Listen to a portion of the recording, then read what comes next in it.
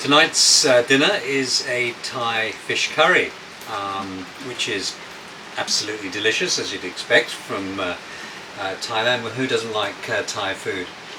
I guess if there's any criticism of Thai food, it's probably quite complicated compared to other cuisines, such as the Mediterranean cuisines.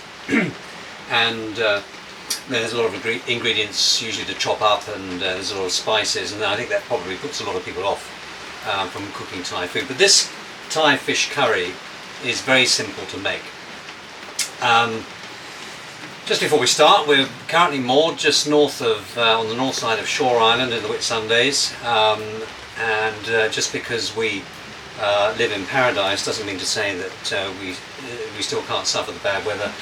It's howling a gale outside and it's pouring with rain, but we're nice and snug in the galley of Pure. And you're allowed a little glass of Chardonnay, or a glass of wine. On this occasion I'm drinking a beautiful bottle of Chardonnay from Taylor's Vineyard, which is in South Australia, which is where Danny comes from. And it's a beautiful drop. So, Thai fish curry, the key ingredients are Thai yellow curry paste, and I'm going to cheat because I'm going to take this out of a jar. If you're a purist, you'd probably start from scratch, and that's okay. And I can't tell you exactly what goes in this. It will be on the back of the jar, but there'll be a number of spices. But you will need a mortar and pestle, and I don't have one of those, and frankly I can't be bothered. So I'm going to cheat and take it out of a jar. The other key ingredients, obviously, fish, and any sort of firm white fish will do. Cod is perfect. A little bit difficult to get down in these parts, so I'm using a gold band snapper. You could use barramundi, equally good. And what you need is about 150 grams per person, and I've got 300 grams here. It's just the two of us. That's a perfectly adequate amount of protein, and we're going to have it with a little bit of rice. And as I've said before, rice is allowed in small portions. Okay, so most of this dish is going to be the protein and the vegetables, and you're going to get a little bit of carbohydrate from the rice, let's say, but that's allowed, and mainly because, of course, it's part of the traditional dish. And I'm going to use bok choy as our main vegetable. The other key ingredients are lime juice, fresh lime juice, and fish sauce, coconut cream, a bit of chilli, as much as you like to give a bit of heat, and 2 spoonfuls of sugar, no more, just 2 spoonfuls, because you need that to take away the bitterness and the saltiness of the fish sauce. Okay, and of course you need your wok. And as I said before in other recipes in the stir fry, I don't have a wok burner. I have this nice big burner here, which will suffice. The good thing about a wok burner is it gives you that nice even heat and an intense heat as well. So I'm just going to put that on. And whilst this is not going to take very long, so we need to cook the rice at the same time. So I'm just going to wash the rice. I'm actually using basmati rice, which of course is a traditional rice traditionally used in Indian dishes. It doesn't really matter what rice you use. I know the Thai people would obviously use rice from Thailand, but I prefer basmati, and it's just a personal taste. That's all. It's not going to take very long to cook, probably about 10 minutes. Ideally you should have, ideally in a rice cooker. I don't have one of those. I'm not on board anyway, I have one at home, but I don't have a rice cooker on board the boat, mainly because I need 240 volts to run it, and which means I need to run the generator to do that, and I'm not going to be doing that. So we'll have that going, and the wok's heating up. I'm going to use olive oil. Use any oil you like, but I prefer to use olive oil. And the first thing we're going to do, I've already diced my my fish. The first thing I'm going to do is I'm going to cook the yellow curry paste. This is enough for 4 people. There's only 2 of us, but this recipe is for 4 people. I'm just going to cook the Thai curry paste. Just use half a jar. And whilst that's cooking, it doesn't need to cook it very long, just a couple of minutes. Squeeze your lemon. The other ingredient I should mention is lime leaves, just 3 or 4. So that's cooking nicely. Just add just a little bit of chilli, just get a bit of heat. Some chilli flakes.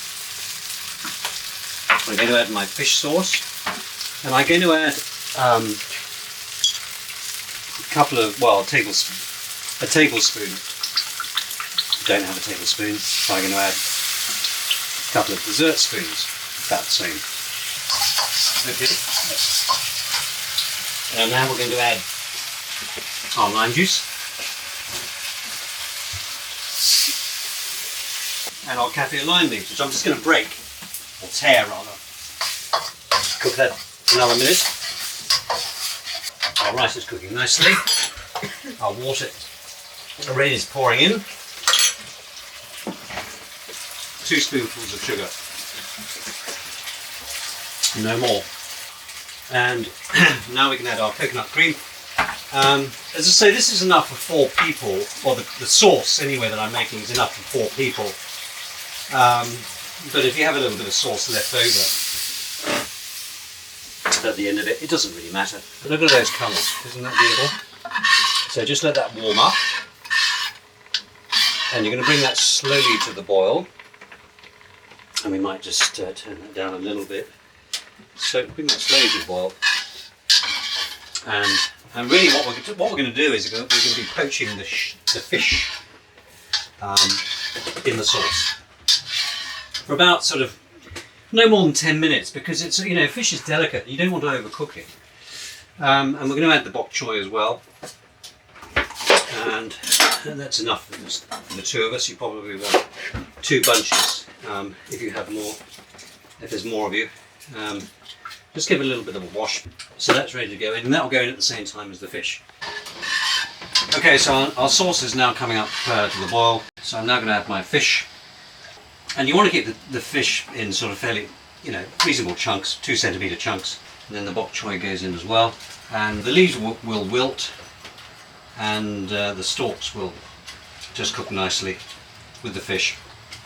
And it takes about, as I say, about 10 minutes to cook through. And no more than that, because as I say, if you overcook the fish, it will get tough. Fish needs to be kept nice and tender. The rice is cooking nicely. When that rice is cooked, if it's cooked a bit prematurely, just take it off the heat and put a plate over the top, just to keep it warm. And that's just simmering nicely there, and the fish is poaching, and the bok choy is being cooked through, and all of those spices are being mixed with the fish. Okay, our fish and our bok choy has been cooking in the sauce for certainly no more than 10 minutes, probably more like sort of 7 or 8 minutes.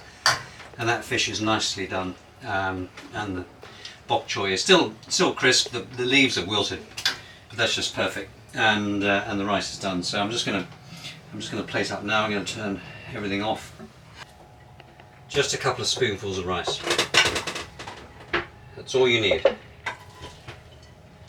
All the nutrition is in the fish and the bok choy and the sauce. So a few chunks of fish and the bok choy, and a good serving of sauce as well, because the sauce is really lovely. The creaminess of the coconut cream and the spices. And that's it. Thai yellowfish curry. Good. Awesome. Let's eat.